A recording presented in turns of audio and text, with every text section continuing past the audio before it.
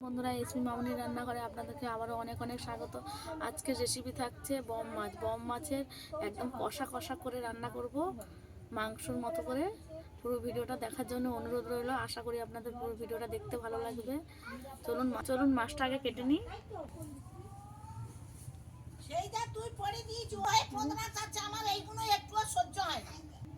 এইটা আমাদের এখানে বম মাছ নামে চেনা হয়, আপনাদের ওখানে কি নামে জানেন অবশ্যই কমেন্টে জানাবেন। প্রথমে মাছটা কেটে নেব।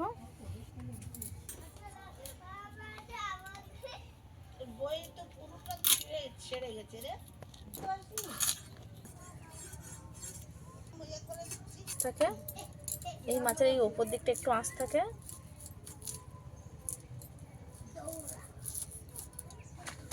প্রচুর ঠান্ডা মাছ। এখান থেকে মাথাটাকে কেটে নেব। মাছটাকে আমি এইভাবে কেটে নেব মধ্যখান দিয়ে।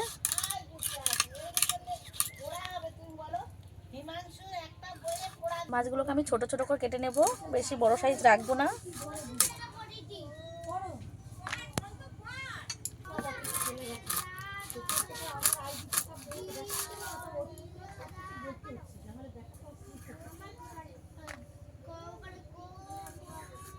এইভাবে ছোট ছোট করে কেটে নেব।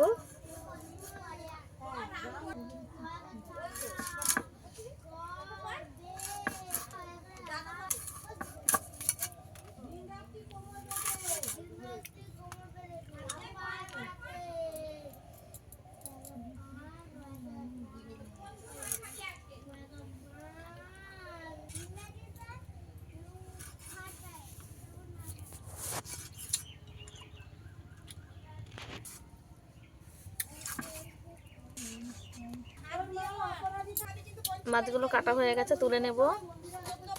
মাছগুলো কত লাল, একদম লাল টুকটুক করতেছে মাছগুলো। মাথাটা কেটে নেব।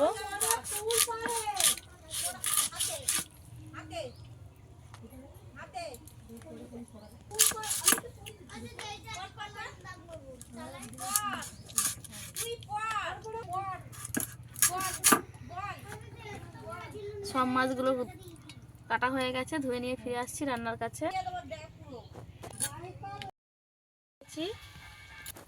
মাছে লবণ হলুদ মাখিয়ে নেব। লবণ দিয়ে দেব, হলুদ গুঁড়ো, একটু লঙ্কার গুঁড়ো, অল্প একটু তেল দিয়ে ভালো করে মাখিয়ে নেব।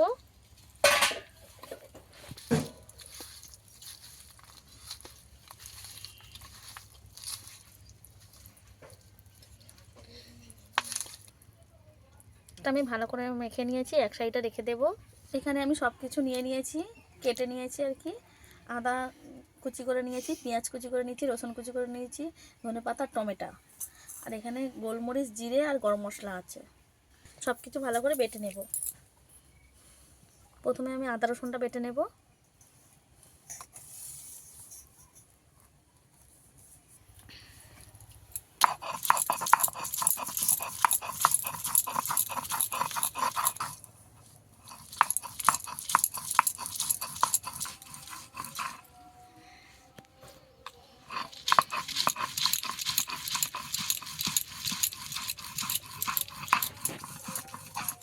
নিয়েছি, তুলে নেব।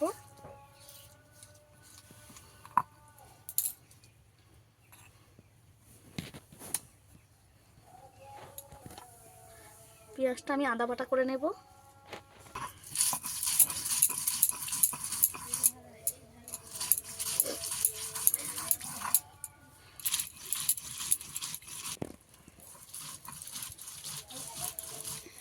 এভাবে বেটে নিয়েছি, তুলে নেব।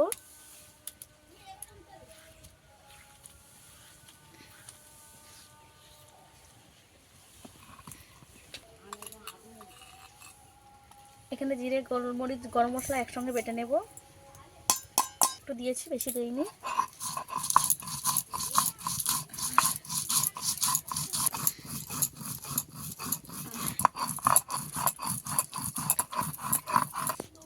গরম মশলা, জিরে আর গোলমরিচ বাটা হয়ে গেছে, তুলে নেব।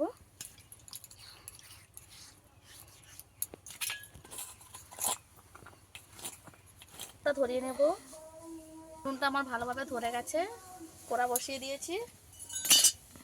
কড়া গরম হয়ে গেছে, দিয়ে দেবো তেল।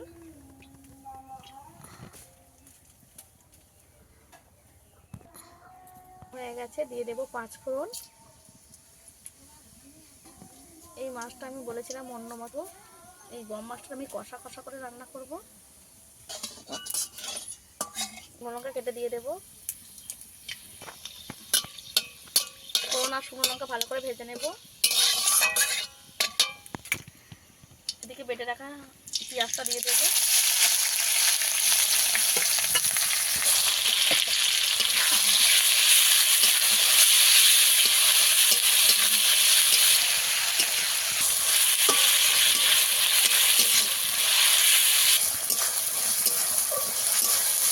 পেঁয়াজটা আমি কিছুক্ষণ ভেজে নেব।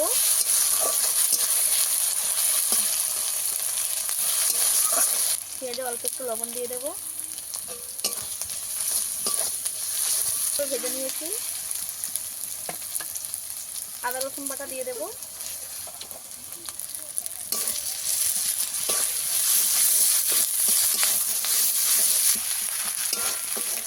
আদা রসুন দিয়ে আবারও কিছুক্ষণ ভেজে নেব, যাতে আদা রসুনের কাঁচা গন্ধটা চলে যায়।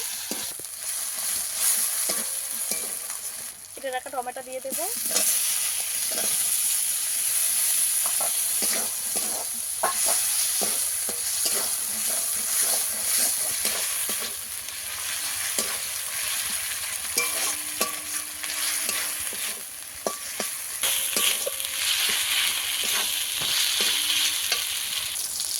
টমেটো গলতে শুরু করে দিয়েছে।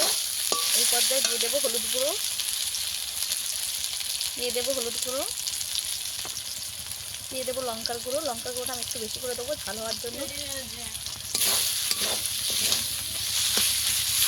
দিয়ে ভালো করে একটু ভেজে নেব।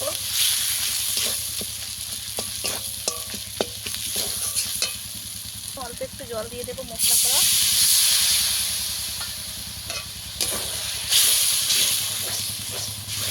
তারপরে একটু কষিয়ে নেব।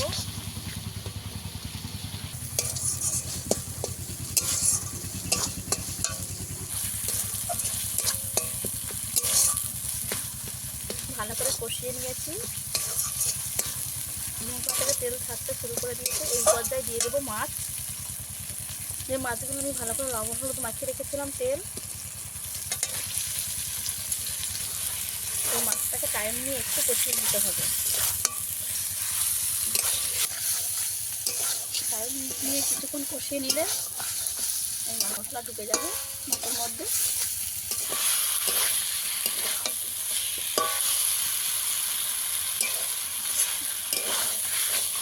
লেগে যাচ্ছে, তাই অল্প একটু জল দিয়ে দেবো।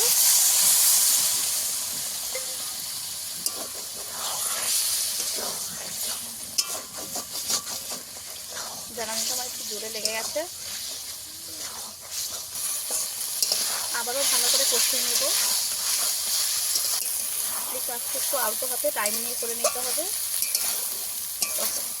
টাইম নিয়ে না কষালে মাছের গন্ধটা যাবে না। আবারও অল্প একটু লবণ দিয়ে দেবো, কারণ যা লবণ দিয়েছি আমার লবণ কম হবে আমি জানি। এই মাছটা আমি 5 মিনিট ধরে কষিয়ে নিয়েছি। কেটে রাখা ধনেপাতা দিয়ে দেবো।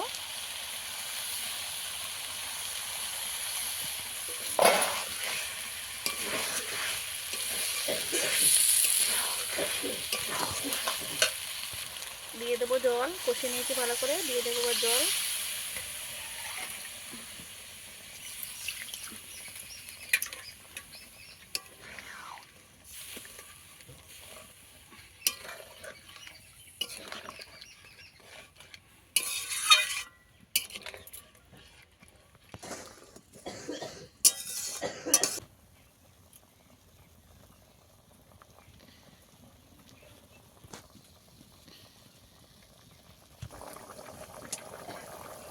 ঝোল হয়, ঝোলটাকে গায়ে মেরে নেবো পুরো, তো ভালোভাবে সেদ্ধ হয়ে যাবে।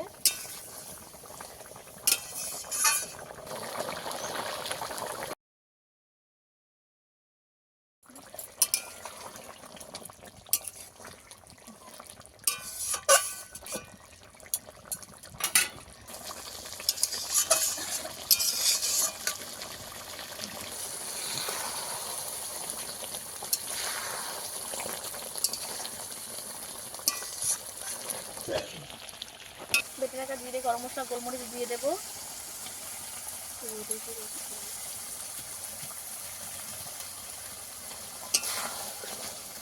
দিয়ে ভালো করে মিশিয়ে দেবো।